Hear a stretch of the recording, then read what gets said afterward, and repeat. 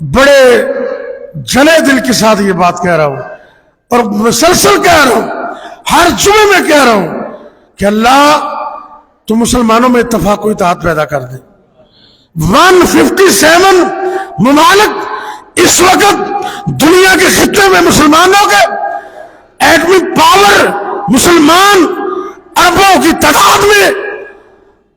اور جو تھوڑے تھوڑے لوگ ہیں وہ ان کو تنگ کیے ہوئے ہیں، اور فلسطین کے اندر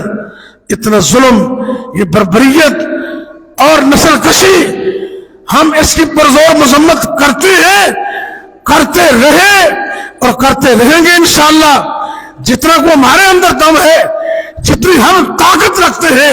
ہم اس کا اعلان کرتے رہیں گے، ہم اس کی مذمت بھی کرتے ہیں، اللہ سے دعا بھی کرتے ہیں اللہ تم فلسطین کی مظلوموں کی مدد فرما۔ نہیں تسی بیدار ہو کے آمین کہو، اللہ فلسطین کے مظلوموں کی مدد فرما،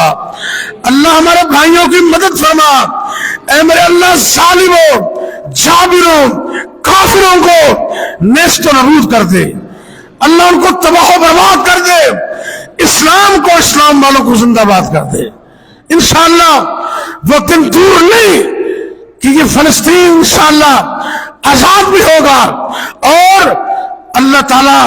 ان کے دشمنوں کو تباہ و برباد کرے گا انشاءاللہ۔